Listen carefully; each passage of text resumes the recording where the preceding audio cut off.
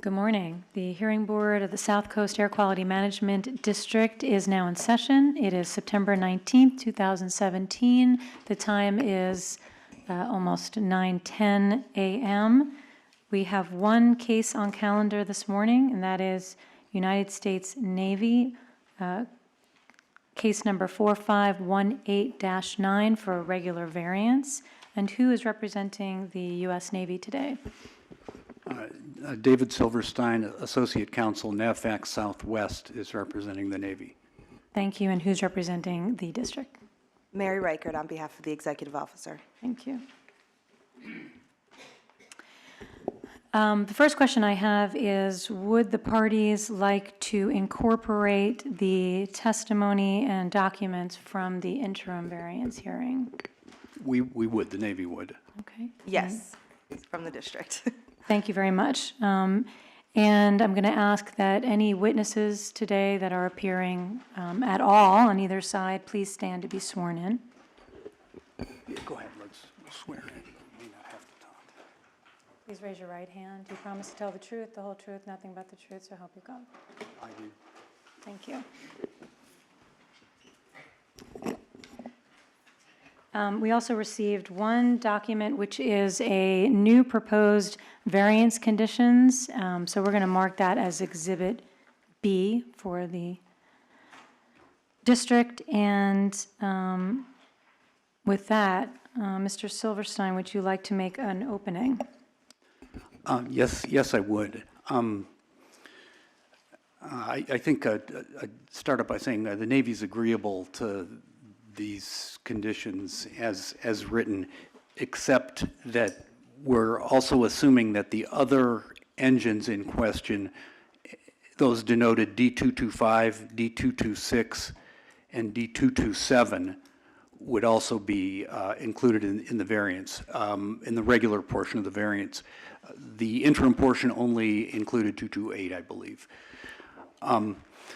Since we explored this matter fairly extensively, I don't think we're planning to introduce a lot of testimony, but I have the people here who can speak to various details if the board elects to explore that stuff, or the district. Basically, we got the variance, the interim variance. As it happened, the permitted time ran until we were able to extend it till the 13th of September. So there was only a few days of variance. But of course, that engine is now 0.2 hours into the time granted on the interim variance. I think that as I say, that the testimony was pretty extensive last time, and I'd like to just kind of go through what we did, just because I realize you probably don't think about this every day. Interesting though it is, right?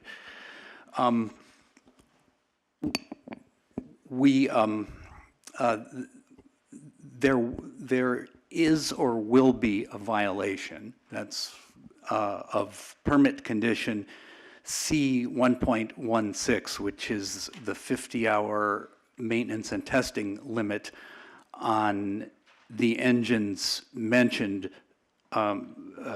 earlier.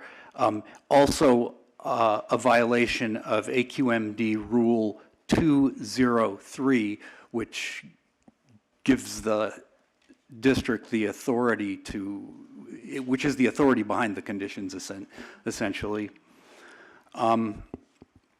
The violation is beyond the reasonable control of, it would be beyond the reasonable control of the petitioner to require compliance right now. Now, we outlined this earlier, and the reasonable control we discussed was the reasonable control of the Navy, given the structure of the Navy and some problems that manifested themselves. Really what happened here was a failure of communication that resulted from the structural way that we administer the environmental requirements.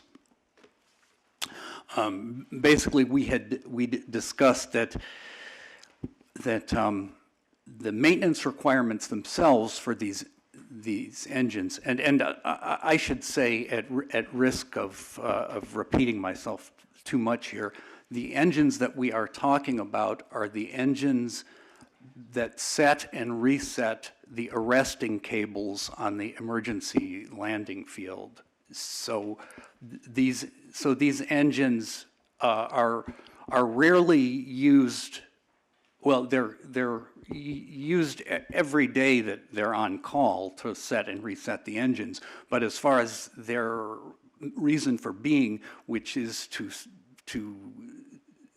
save aviators and aircraft that are distressed, they have a rare function to prevent a catastrophic loss. So that's what we're working with, something that a rare function that prevents a catastrophic loss. Anyway, getting back to the reasonable control issue,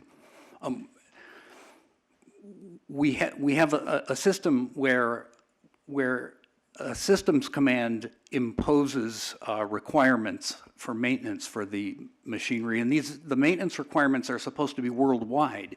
It's supposed to handle these type of arresting gears, whether they're in Greenland or in Hawaii, and in this case, in San Diego.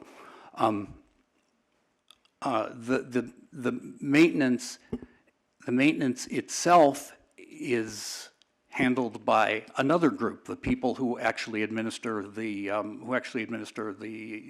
airfield, the installations command, and the local requirements for environmental protection are principally handled. Obviously, everybody shares this to some extent. This is a bit of a simplification, but the local environmental requirements are administered by the Naval Facilities Engineering Command. What happened here was that a change was made in the operations requirements, which the installation command, the change was imposed by the systems command. The installation command initially didn't see the connection with its permit, and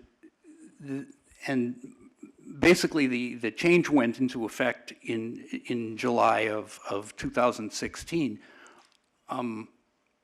Well, when they were audited in July of 2016, there was no apparent problem with the with a number of hours still available. Then in January, they are audited generally in July or August, and then right around the new year. In January of 17, there also was no problem because the hours had reset. Essentially, they had gotten a new set of 50 hours in December of 17, or in January. I mean in January of 17, when the hours reset. So everything looked fine until basically until August of this year, where the auditors and the operators caught the. Pardon me, I'm going to get some water here.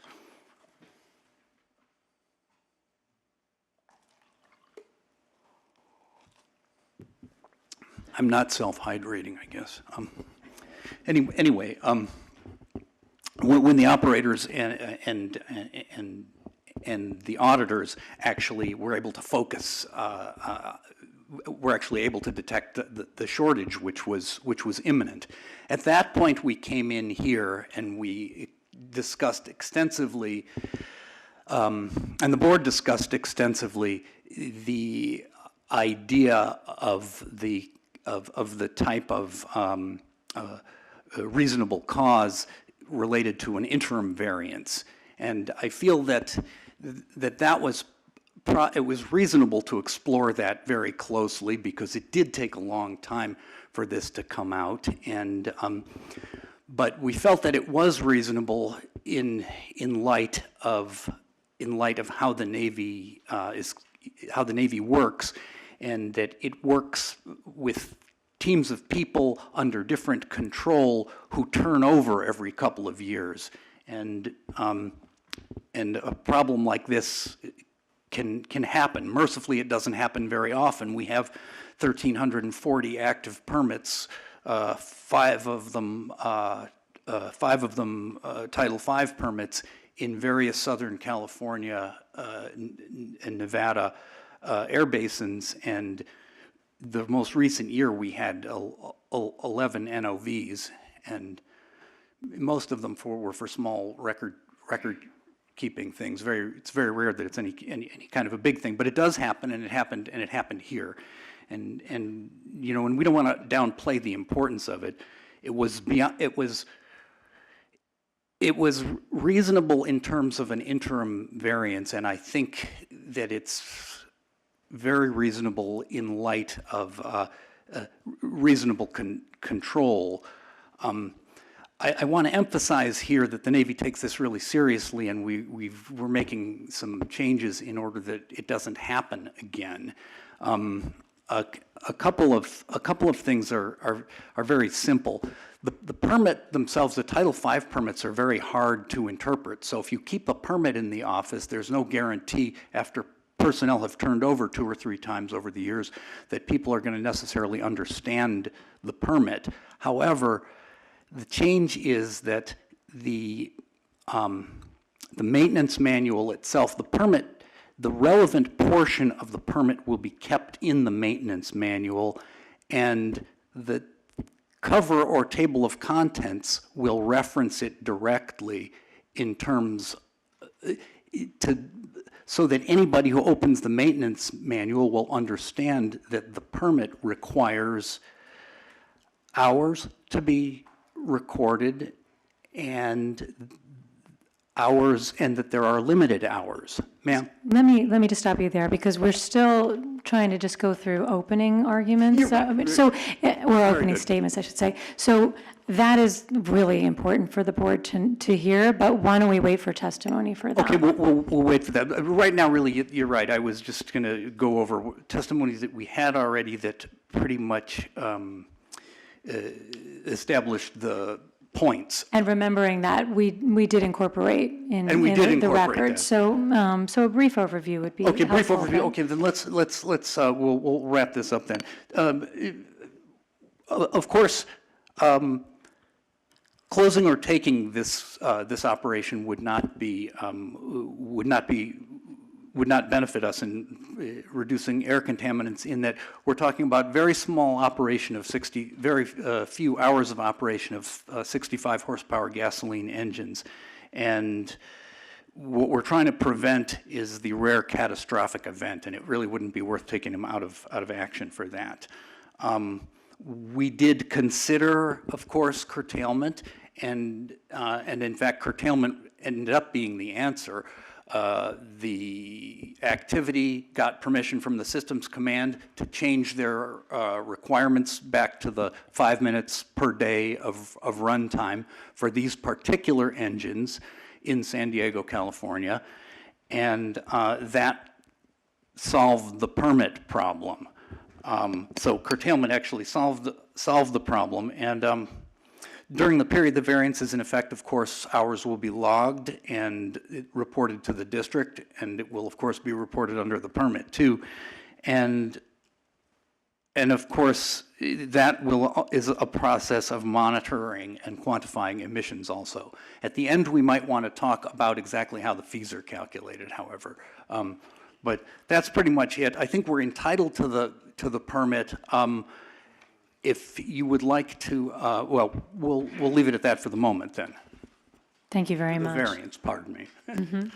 Ms. Reichart? Thank you. Subject to the testimony presented here today and compliance with the proposed conditions, the district is not opposed to the granting of this variance. Thank you.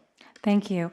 And Mr. Silverstein, before you start or introduce your, I don't know if you'll be the first witness, but before you introduce your first witness, a few things just to focus on for this hearing. Okay. First of all, you're adding 3 engines, 225, 226, and 227, for which we received no evidence at the last hearing because you were not requesting the interim at that time for those 3 engines. And so I think helpful evidence for this board would be the hours that were on them before this was discovered, this issue was discovered, whether or not the 5-minute waiver was applied to those engines and what they're at now. Similarly, an update on engine 228. You already told us that it is now 0.2 hours over the 50 hours, I believe, but if you could Correct. provide testimony on that. And an update on excess emissions, because the excess emissions evidence that we received at the last hearing was, again, for the interim variance and the number of hours that were anticipated to be run on 228. Okay. And with that, you can present your first witness. Okay. Before I present the first witness will actually be myself, in that when we get down to this, we may not actually. Well, I'm gonna let them talk about this, but I don't think we will actually need to engines 225 and 226 to have added hours. We're going to confirm this, though. We discussed it extensively before this, but I want to be absolutely sure about it.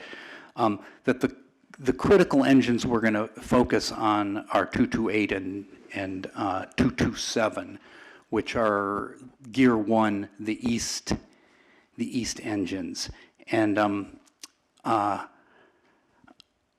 I think we'll have Ensign Sheneman talk about this. I'm going to introduce him. Okay. Please. Jesse, would you like to introduce yourself and your job? Good morning, everyone. My name is Ensign Sheneman. I'm Air Traffic Control Facility Officer and Air Operations Officer at SCAQMD Island. I've been there just over a year now. Thank you. Can you just spell your name for the record and indicate that you took the oath this morning? I did take the oath, and my last name is spelled SCHENEMANN. First name Jesse, JESSE. Air Operations Officer. Okay, Jesse, could you go over? Do you guys have records available about how many, about the excess emissions? How many days did you guys actually run engine 228 during the time? Was it only 2 days, or? We hit 50 hours right on September 13th. Since then, like we talked about before, we're, 20 minutes in now? 20 minutes in? 12 minutes in, excuse me. 12 minutes in. Now, as far as these engines actually go, do you need variances for engines 225 and 226? No, we do not. We have plenty of time left. How much time do you have left on those approximately? Well, the outboard gear 2 is 13.6 into it, so we have plenty of time. Okay. The inboard is, we're at 36.2, so we still have roughly, 14 hours to go on that, and that's plenty of time to get us rest of the year. Okay. Now, what about engine 228? How much time would you actually need, do you think, to get to the end of the year on that? How many hours would you need? Roughly 12 hours at a bare minimum. Okay, and engine 227? We would probably ask for about 5 hours. And this is considering, again, the big contingent is I can't predict when we're going to be divert. I can't predict when we're going to get scheduled tail hooks. So I have to assume we're going to be scheduled every single day. So to get us through every single day, we also have the annual recert in October, and that's going to be about 60 minutes. Okay, Also, what we didn't talk about before, we have daily maintenance every single day. We already know about that. We also have monthly and quarterly maintenance. So roughly schedule about 60 minutes in for those. Will get us to about 12 hours for the inboard gear and 5 extra hours for the outboard gear. okay. What happens if you have some difficulties with an engine and it has to run more time, though? I mean, does that take into account? Yes. This is probably going to give us about an hour, maybe a little less of what you could say slush time with that. That includes, let's say an aircraft comes in and trips the gear, we have to pull it back in tension, or we go to start up a motor and it's not the perfect conditions and we have to take more than 5 minutes. Okay, okay. Shifting gears a little bit, can we talk about some of the things that you guys are doing? Well, first of all, you got permission to go back to the 5 minutes per day, right? So you're operating, so these all consider generally 5 minutes per day of maintenance time. That is correct. Okay. What other things are you doing? Are you going to do anything with the maintenance manual or anything to make sure that this doesn't happen again? So since the interim variance hearing, we have placed the permit applicable to us because it's a very large document. I want my users to be able to read it and not have to go through 400 pages. So the applicable pages from that permit are attached permanently to the MRC binder. Additionally, we're going to put a placard in the cover of it just for more continuity, as well as be in touch with NAVFAC, which we have already been in touch with NAVFAC, Navy Facilities, to get placards put on the motors themselves permanently. That way, when the turnovers happen, they're still there. From there, also, I'm going to be drawing up a memorandum for the record, signing it myself, make sure it goes in the pass down log. It stays that way. My relief, their relief, and their relief, and so on, still has record of this. Okay, could you tell us what the MRC manual is? MRC manual is your maintenance requirement card, is what the C is. It dictates what kind of maintenance is done to that piece of gear. It's all part of the Navy's PMS system, preventative maintenance system. So when we talk about dailies, that's a MRC card. It says you have to be doing at least 5 minutes and last up to 30 minutes. So that's the daily. Like I said, there's also monthlies and quarterlies. That's all part of the PMS system. Oh, okay. Okay, so, and beyond that, how much longer are you going to be in charge at the airfield there? I'm supposed to be there till September of next year. I am getting orders soon. I might leave a little early. Already identified my relief. I already know him. Already started been talking to him about this.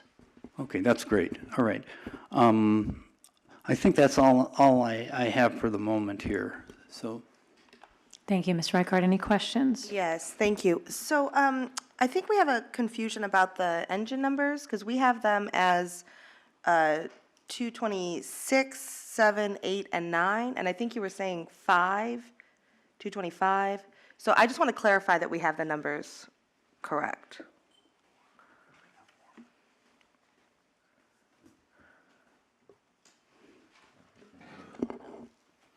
well, we have the permit here, so.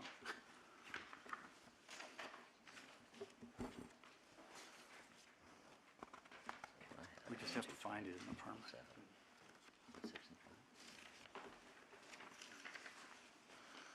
Yeah, that's correct. Yeah. 226, 227, 228, 229.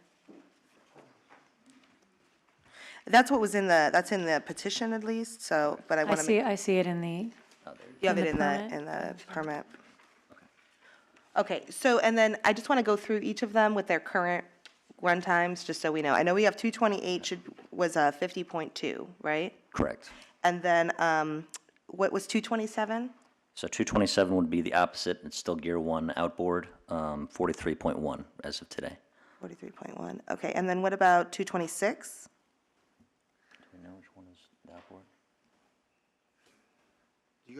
We have a 226 I can tell you is outboard, inboard. yeah, oh, you have inboard I at have that, yeah. 226?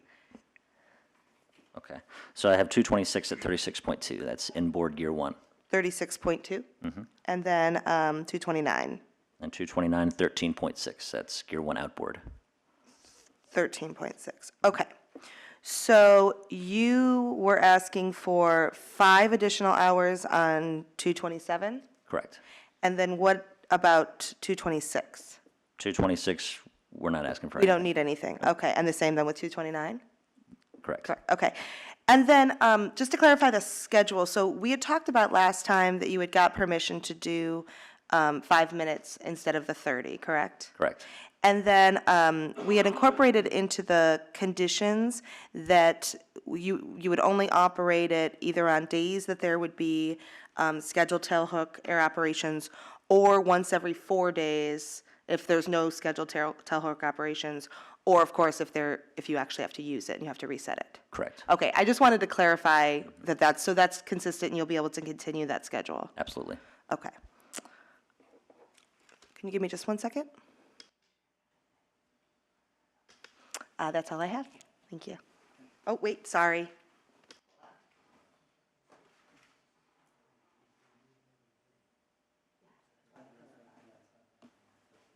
Okay, I have no further questions for this witness. Thank you. So on the proposed conditions, Exhibit B, proposed condition number 4 was, I guess, prepared to allow for 25 hours during the variance period for each engine. Is your testimony you do not need that much? I don't, the bare minimum was what I gave you, ma'am. So bare minimum 12 hours for the inboard and then 5 hours for the outboard. That's the bare minimum. Is that, but your testimony is that's what's expected and that takes into account cushion that you would need? Roughly about 1.3 hours of cushion for each engine. Okay. Given that it appears that the district was willing to give more, is there an amount of time that you feel more comfortable with than the 12 and 5, or is the 12 and 5 what you have evaluated to be a comfortable level? I believe 12 and 5 is pretty good, ma'am. Okay. You are not the witness for excess emissions, is that correct? I hope not. I know there was a woman who testified, I believe, last time. So I won't ask any of those questions. I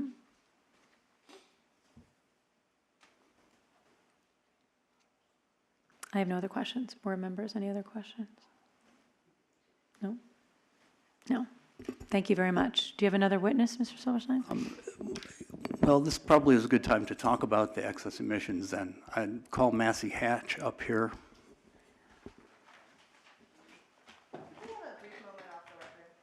Yes. Why don't we take 10 minutes off the record? Okay, we'll come back at 1:15. Thank you.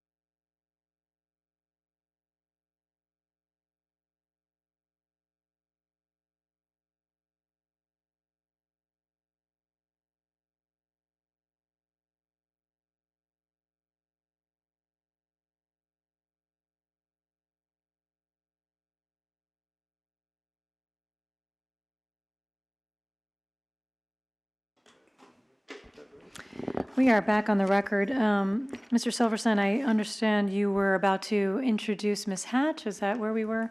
I was about to do that, but on chatting with the district and with my clients, it seems like we're not done talking about hours Okay. necessary yet. So I'm going to put on one more witness before that. Okay, can you please introduce your witness with name, title, spelling of the name, and whether they took the oath?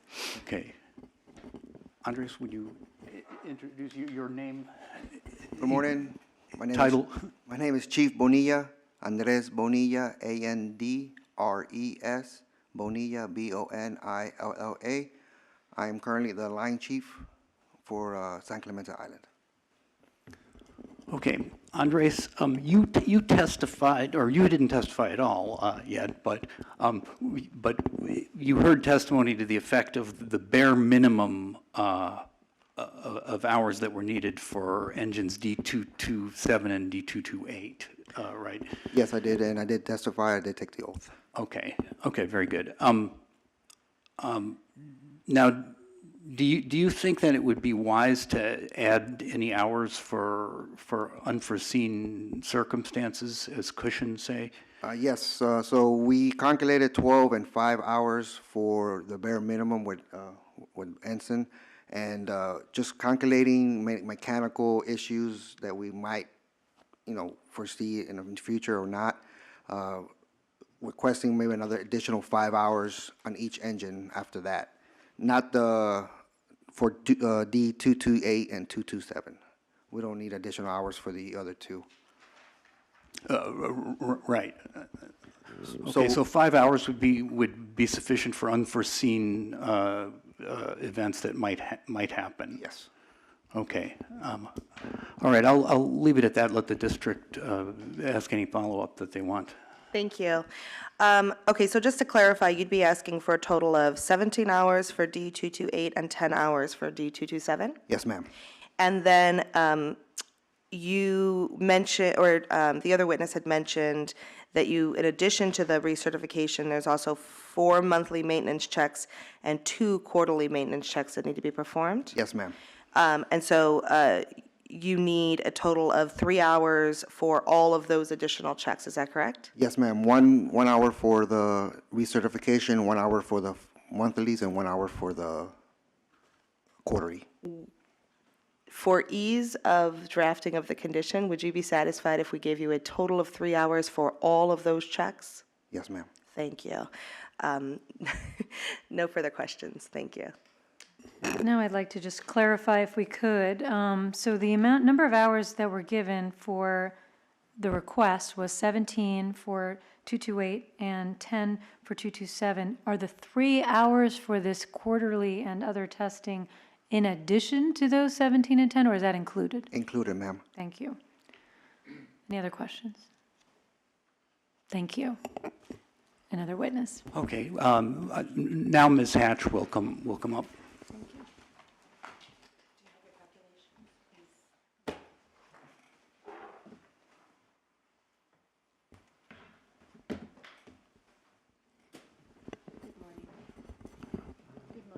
Okay, Massey, could you state your name and function? Hit it. There you go. Good morning. My name is Massey Hatch. I'm a consultant to the Navy. First name is Massey, M-A-S-S-I-E. Last name is Hatch, H-A-T-C-H. And you took the oath today. I did. Thank you. Okay, Massey, could you clarify something for us here? When you're going to give excess emissions estimates, are these based on hours or are these based on days? These will be based on hours that we've just agreed upon. Okay. All right, go ahead then. Okay. Yeah. So as provided during the interim hearing, the hourly emission rates are as follows. For NOx, the emission rate for the engines is 1.13 pounds per hour. For hydrocarbons, the emission rate is 0.12 pounds per hour. For CO, the emission rate is 22.94 pounds per hour. And for PM10, the emission rate is 0.02 pounds per hour. For device ID 228, we are looking at 17 additional hours. Excess emissions are as follows. For NOx, the total excess emission would be 19.17 pounds. For hydrocarbons, 2.05. For CO, 390.01. For PM, 0.35. For device 227, that would require 10 additional hours. We're looking at 11.28 pounds of NOx, 1.20 pounds of hydrocarbons, 229.42 pounds of carbon monoxide, CO, and 0.21 pounds of PM10. Would you like the total amount of excess emissions?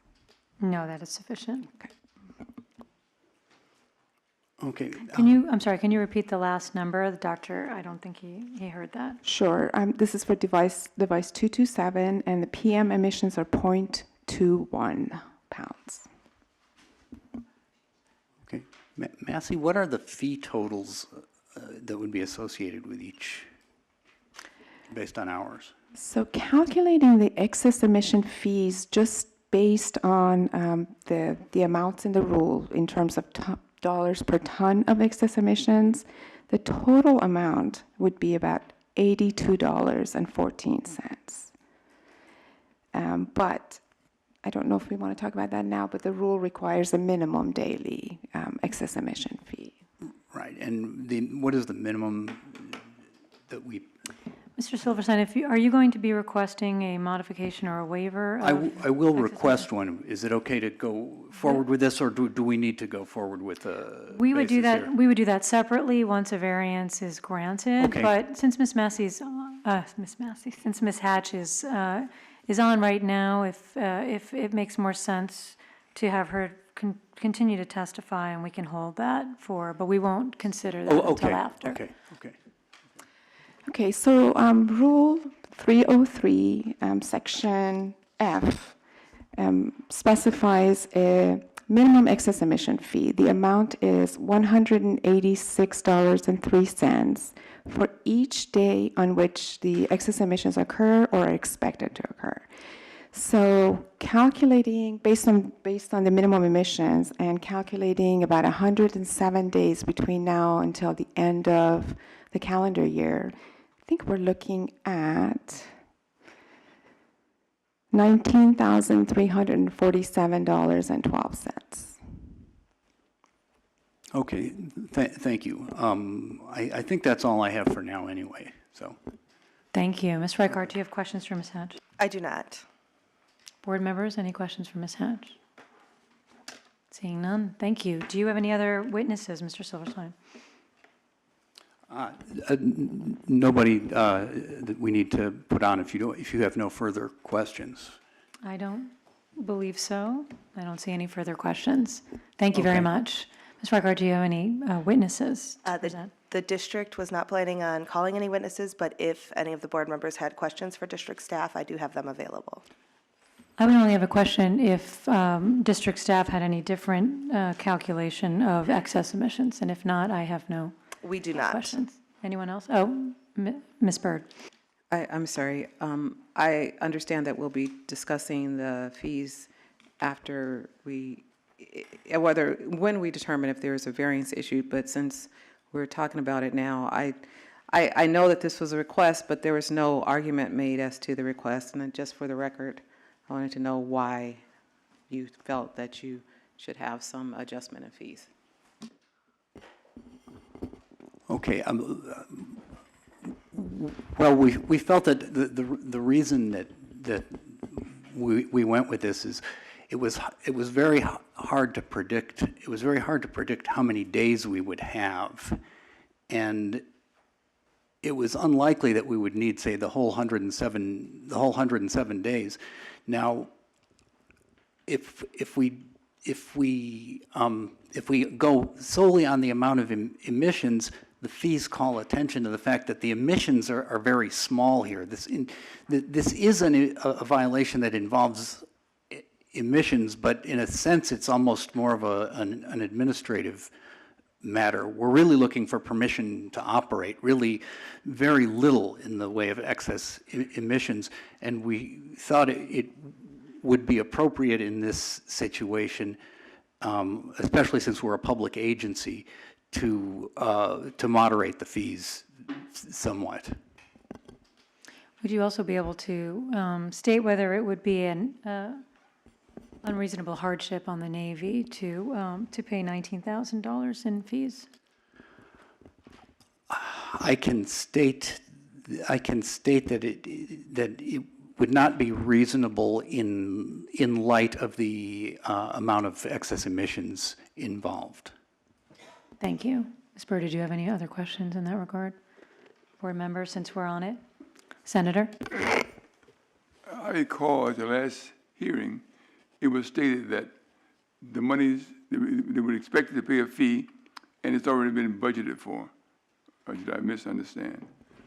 I'm not sure that, I'm not sure exactly which testimony you're referring to. I think what we did last time was we deferred discussion till after the hearing. I don't think we finalized it at the hearing. Is that correct, Ms. Hatch? As far as I know, there's no money budgeted for this. Right. No money budgeted. Not specifically. Right. I have a question. I don't know if it'd be for Ms. Hatch or for you, Mr. Silverstein, but the question is, I understand that originally it was anticipated that on August 29th, I believe it was, that the number of hours would go over 50, and it did not occur until September 13th.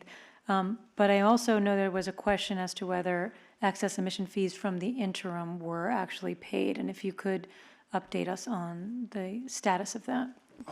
I will update you with a little input here.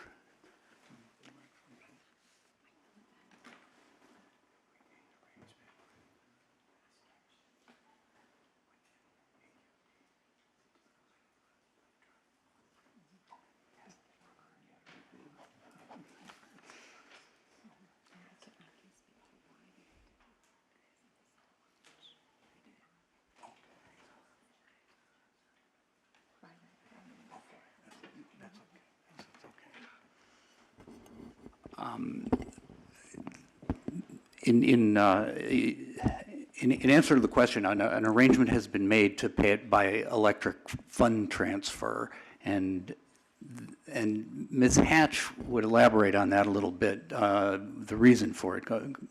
Go ahead. Right. Because there's a minimum daily emission fee, and because the Navy had to conservatively estimate the number of hours that excess emissions would occur, the amount was more than the Navy could cover from any existing contracts. So an arrangement was made with the SCAQMD to, I believe, invoice the Navy or arrange for electronic fund transfer, because the amount was relatively significant. And this is going to be even more, so I'm sure similar arrangements would need to be made. And was that completed? Was that payment made? The payment is in process. It hasn't been completed yet. I think it's important to, as we deliberate and finalize the proposed variance conditions into variance conditions, that we understand what is we're going to have a separate discussion and motion and decision on what the amount of fees will be for excess emission fees, whether they'll be modified, but the date by which it makes sense for the Navy to be able to pay, because once that condition is placed in the order, it needs to be abided by, or there is a violation. So I think the board will have to deliberate, but I think it's excusable from the interim, given the lateness by which the actual violation occurred.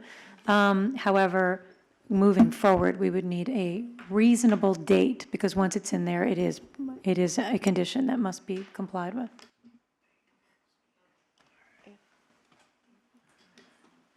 And then Ms. Byrd has, did you have a comment or question? I had a question, and that was, I'll just wait. Okay. I just wanted to know, in the calculation of the excess fees based on the pounds, if you were to go to Table 1, which I think Ms. Hatch initially referenced, is that $82.40 based on all of the emissions, or is it based on, because I believe that the request that you're making for, to reduce the amount from the 186 a day for 107 days, that it is based on 107 days, but the excess emission fees, and I haven't looked through the schedule of excess emission fees to see if what you're listing as $82, that included all the excess emissions for each emission, I mean, each chemical, each compound. Yes, that's based on the total emissions and the excess emission fees in the in Rule 303. I made a mistake when I said 107. It's actually 104 days. Okay. And so is that amount calculated still the same, the $19,347? So one second.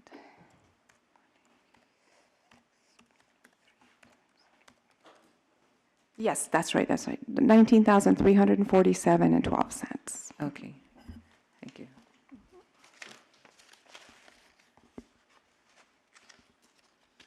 Any other questions, board members? Seeing none. Mr. Silverstein said there are no, Ms. Reckard, did you have questions, or? I did not. I did Okay. not, yeah. There are no other witnesses, so Mr. Silverstein, would you like to give a closing, just on the actual variance request itself? Yes, I'll give a brief closing.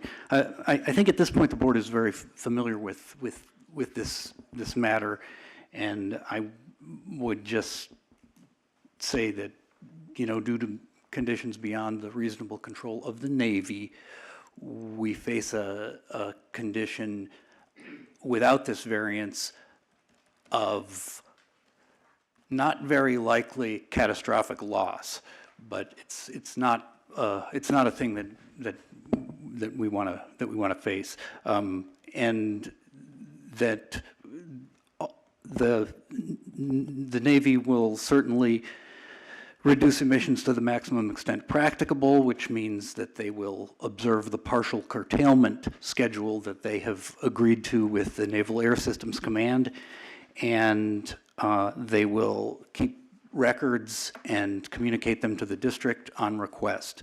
And we thank the board for considering this matter and submit it to your discretion. Thank you, Ms. Reckard. Closing. Thank you. Based on the testimony that we had presented today, I had a couple of suggested changes to the conditions. As to condition number 3, we would add in,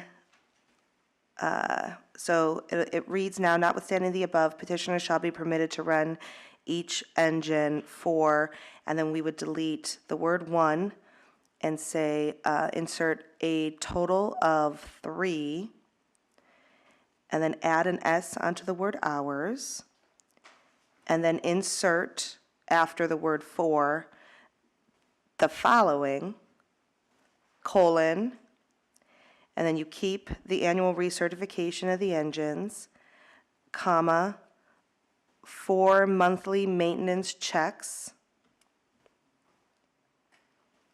comma, and 2 quarterly maintenance checks. Yes. So do you want me to repeat the inserts or the whole thing? Okay, so after petitioner shall be permitted to run each engine for, delete the word 1, insert the words a total of 3, and then the next word is hour, insert an S to make that hours. And then the next word is 4. After that, insert the words the following and a colon. And then after the annual recertification of the engines, a comma. and then 4 monthly maintenance checks, comma, and 2 quarterly maintenance checks. And then that's the end of the sentence. I'll read the whole thing. Notwithstanding the above, petitioner shall be permitted to run each engine for a total of 3 hours for the following, the annual recertification of the engines, 4 monthly maintenance checks, and 2 quarterly maintenance checks. Is that the number 4, or is that? Yes, the number 4. Thank you.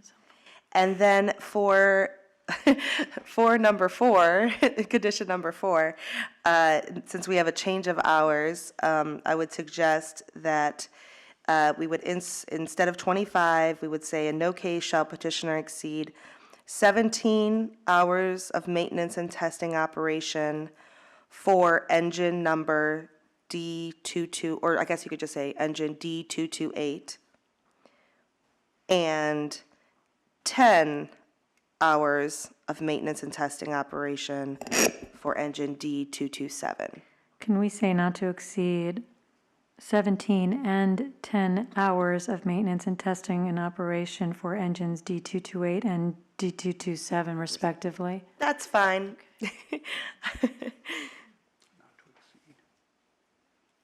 I was just trying to figure out a way to make it clear, so that works as well. So subject to compliance with these revised conditions, the district is not opposed to a granting of this variance. Thank you. Thank you. I should have asked before closing, is there anyone in the public who wishes to speak on this matter? Seeing no one.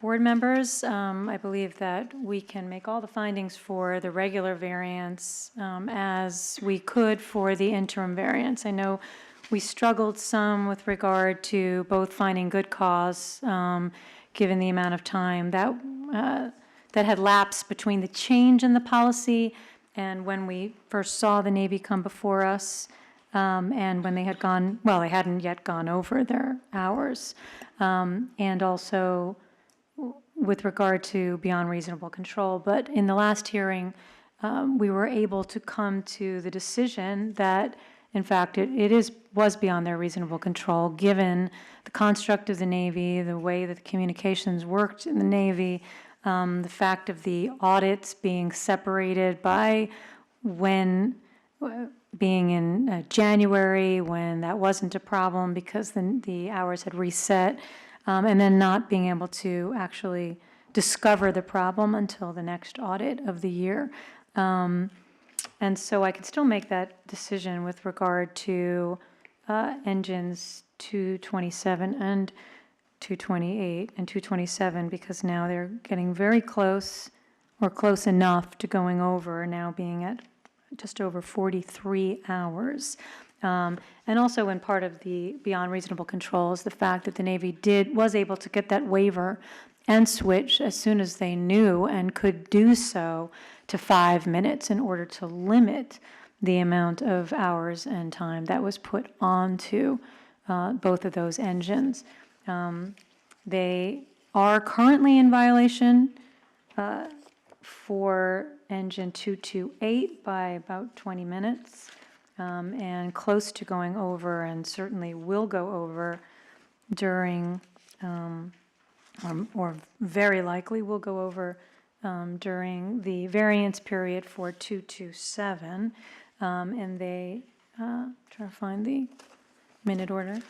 And so they are in violation for those two, or will be in violation for those two engines of both 203B and 2004 F1 for their facility-wide permit, for their facility permit for those two engines for condition C1.16, which only requires, and just, it's important, I think, to remind ourselves that these engines are not anywhere close to going over the 200 hours that are allotted to them.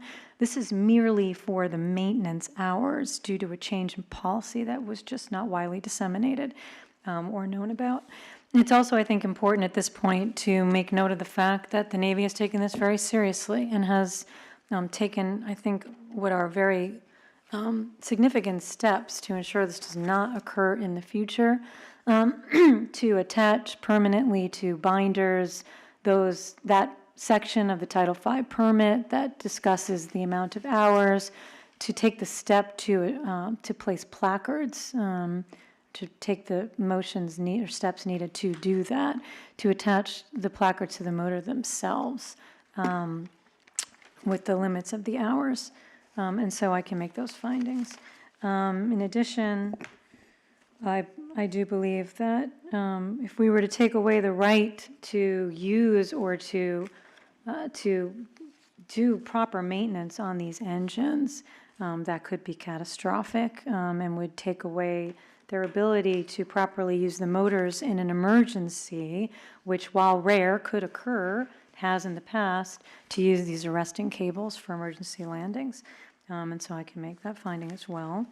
In terms of closing or taking being without a corresponding benefit in reducing air contaminants, we have heard that the Navy also is willing to really attempt to restrict the hours going forward to merely 17 for 228 and 10 for 227, and that the total excess emissions for each of those engines are relatively small. And again, putting that into the context of the fact that they are not going close to the 200 hours, which they are allotted for those engines for regular usage in emergencies.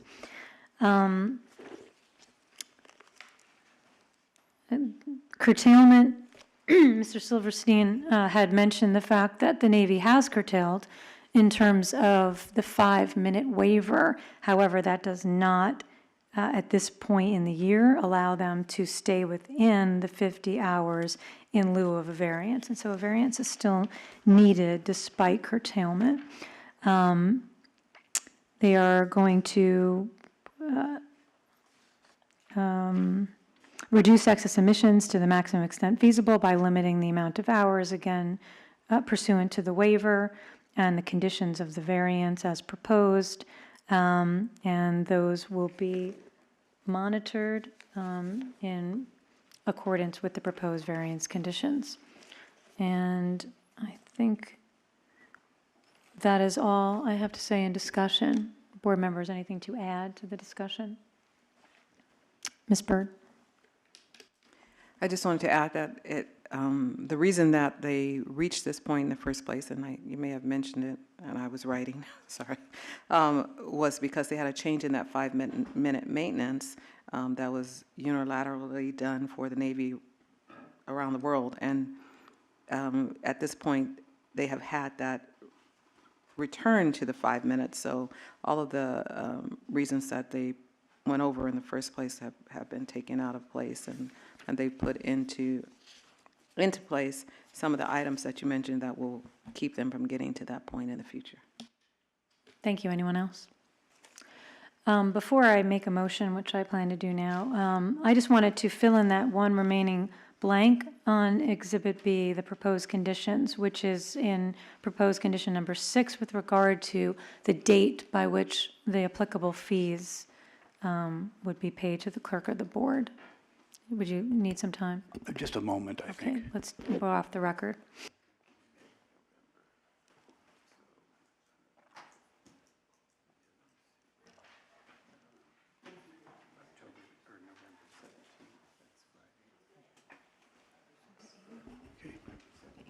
We can go back on the record when you're ready. We are back on the record. Okay. Yes. I've consulted with my client. This is David Silverstein. I've consulted with my client, and November 17th, 2017 would be a reasonable date. And is that acceptable to the executive officer? Yes, it is. Okay. Thank you. So with that, I'm going to make a motion in the matter of U.S. Government, Department of the Navy, now San Clemente Island, case number 4518-9. I move that we grant regular variance that begins today and lasts through the end of the year, December 31st, 2017, when the hours of maintenance reset for the engines. And this would be for 2 engines, engine D228 and engine D227. And it would be for the Navy on San Clemente Island for those 2 engines, and from rules 2004 F1 and 203B, from the permit condition that applies to both of those engines, C1.16, with regard to the 50-hour cap on maintenance, use of maintenance and testing of those 2 engines. I further move that we incorporate Exhibit B, the proposed variance conditions, and with the following changes. To condition number 3, we would change to add after, on the first line, to run each engine 4, add a total of 3, and then the letter S to the end of hours, 4, and then insert the following colon, leave the annual recertification of the engines, add comma, 4, the number 4, monthly maintenance checks, comma, and 2, quarterly, to the number 2, quarterly maintenance checks, period. So it would read, notwithstanding the above, petitioner shall be permitted to run each engine for a total of 3 hours for the following colon, the annual recertification of the engines, comma, 4 monthly maintenance checks, comma, and 2 quarterly maintenance checks, period. In addition, we would change condition number 4 to read, in no case shall petitioner exceed, delete 25 and add 17 and 10, the numbers 17 and 10, hours of maintenance and testing operation for engines D228 and 227 respectively. Delete the words per engine. Sorry. Let me start again. In no case shall petitioner exceed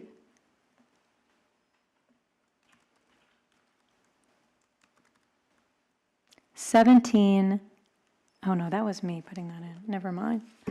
That is correct. I have it all. Let me just read it. My apologies. I was trying to rewrite it at some point and I didn't delete it. In no case shall petitioner exceed 17 and 10 hours of maintenance and testing operation for engine D228 and D227 respectively during the variance period. Thank you. And then add in the blank on condition 6, the date November 17th, 2017. The excess emissions that are anticipated are for engine 228, a total of 19.17 pounds of NOx, 2.05 pounds of hydrocarbons, 390.01 pounds of CO, and 0.35 pounds of PM. Again, that's total over the variance. And for engine D227, NOx total 11.28 pounds, hydrocarbons 1.20 pounds, CO 229.42 pounds, and PM 0.21 pounds. And that completes my motion. Is there a second? Ms. Byrd? I'll second. Thank you. Anyone have discussion on the motion? Seeing none. Dr. Lerner. Would you consider taking out the comma before the and in, I think, line 4? And pay that. You're talking about in condition number 4. I don't think you put a comma and then put and. I would like to, in defense of the Oxford comma, raise my objection.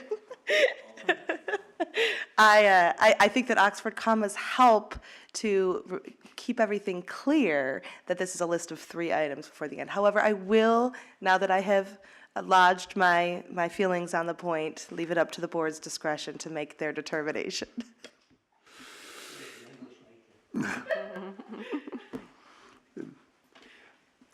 I think it's frankly redundant.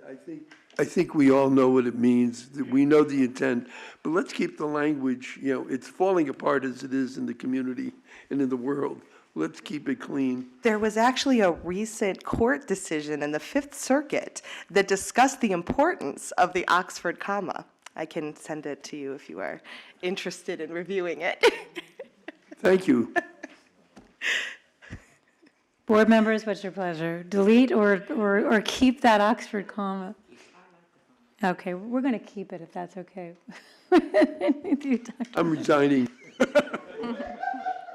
I'm agnostic, but myself. Any other discussion?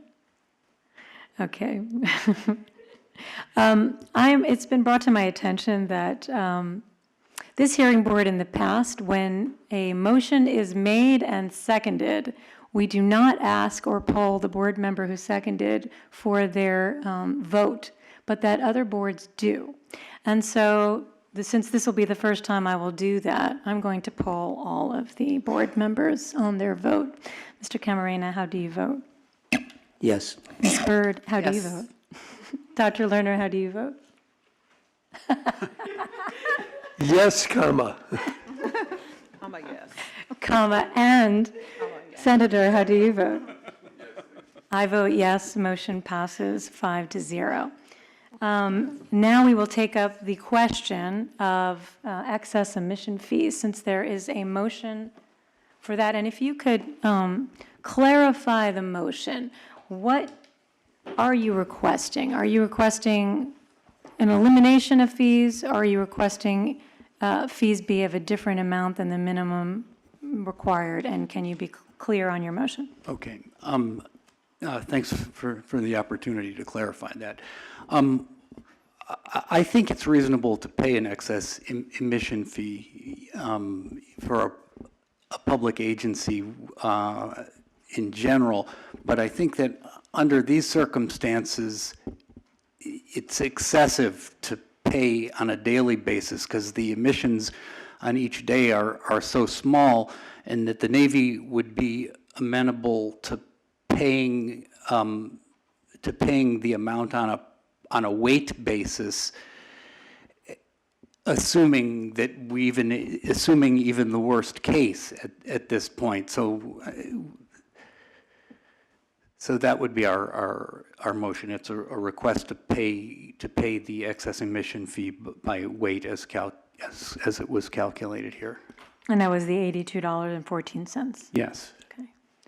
Ms. Reichart, do you have any position on the motion? The district has no position. Okay.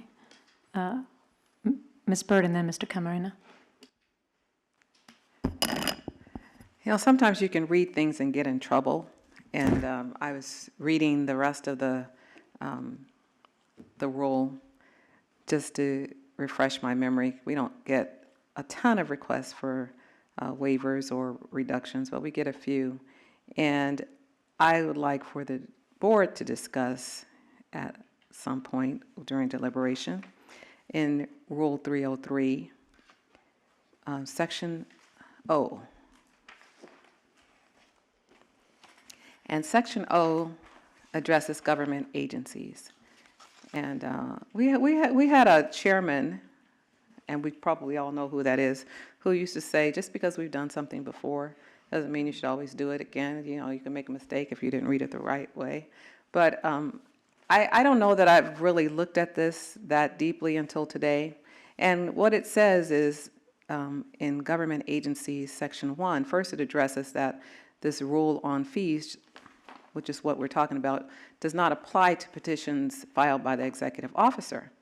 But Part 2 says that federal, state, or local government agencies or public districts shall pay all fees. And I'm not sure if all fees would be interpreted as they're paying a fee, so that's part of the all fees, or if it would be interpreted as they would pay daily admission fees because that's what it says. So I would just like to have some brief discussion on that.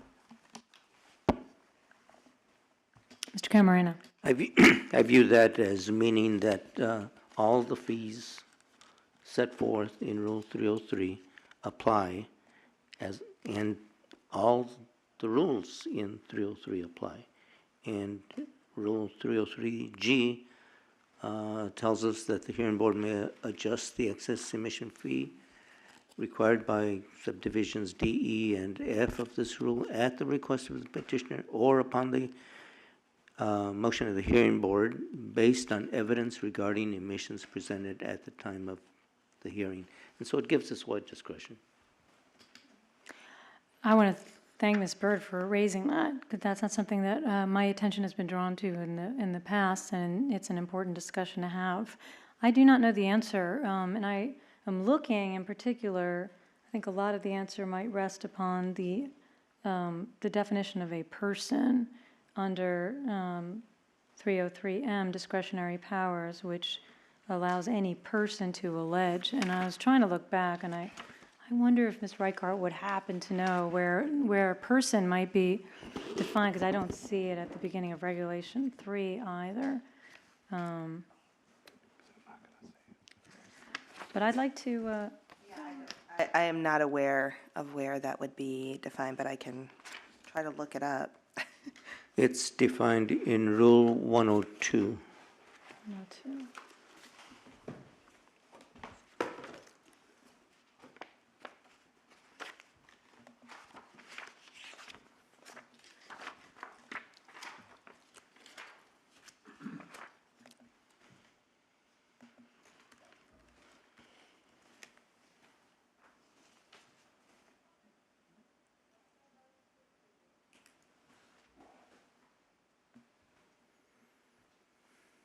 it does include the United States or its agencies.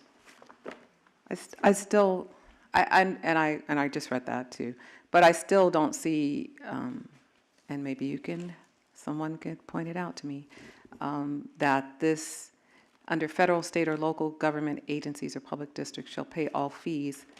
It doesn't make reference to any other part of, it doesn't make reference to M or D, E, F. It just says that they shall pay all fees.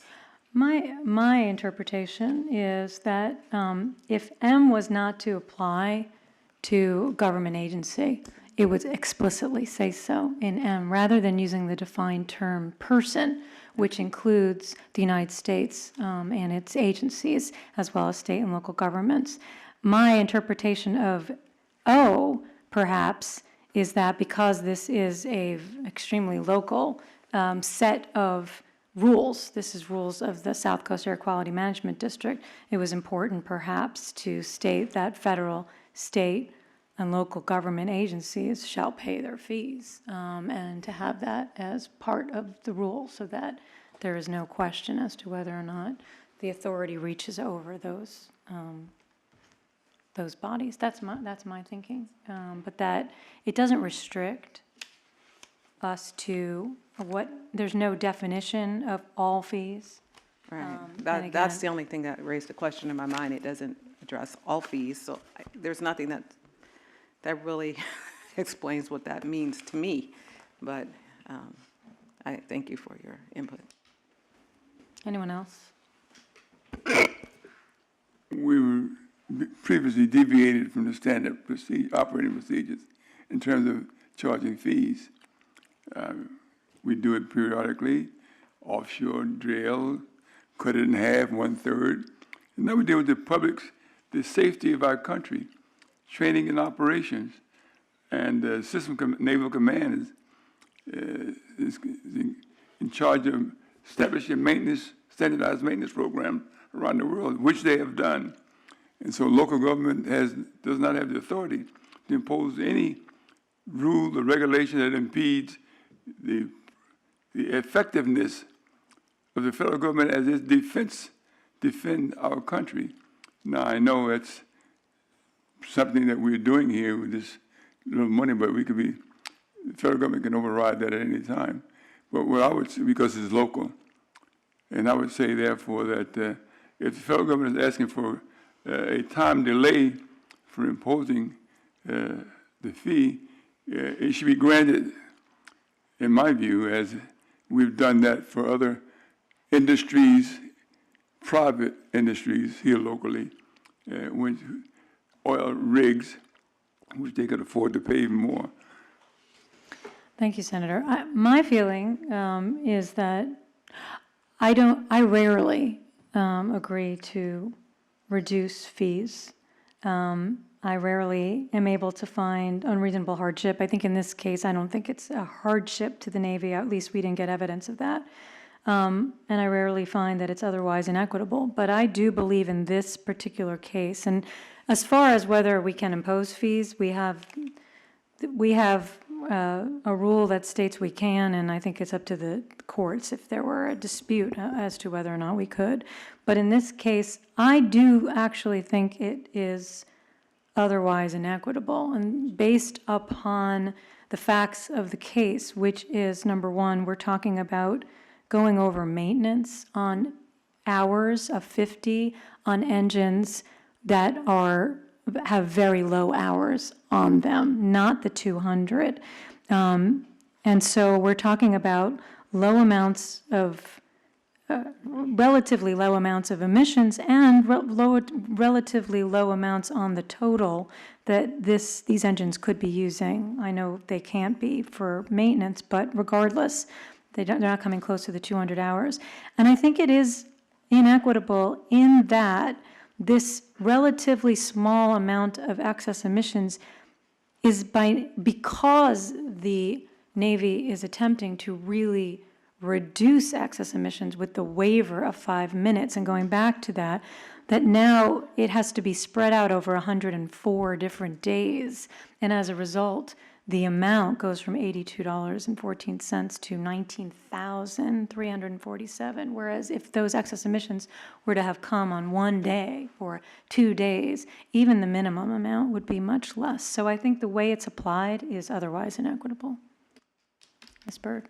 I would agree that it's inequitable, and the only reason I raised the other issue is not because I disagree that we arbitrarily reduce excess emission fees. It sounded like that's what you were saying, Senator. I disagree completely. But the only reason I bring that up is because when we make a decision, I want to make sure that we have evaluated the rules that apply to it. And so that was there. I brought it up for discussion. It says pay all fees. There's no real description of what all fees are, but I can accept all fees being that they are paying excess emission fees. Now, the fact that the excess emission fees might be reduced, changed, considered inequitable, I can accept that as well. But I only brought it up because we never discussed it in my time here on the board, and it's clearly there. And I just wanted to bring that up to make sure that when people hear our discussions, they know that we are abiding by the rules that exist. And that just happened to be part of the rule. Thank you for the reminder. Yes, thank you. Anyone else have any discussion? Senator? Well, I hope it didn't imply that when we reduce fees to the private sector that was arbitrary. I do know that we have done it from time to time for cause. Most time I vote no, but this time I'm going to have to vote yes in defense of the action of the federal government and the Naval System Command providing safety and secure for our country. Thank you. Anyone else? With that, I'm going to make a motion then.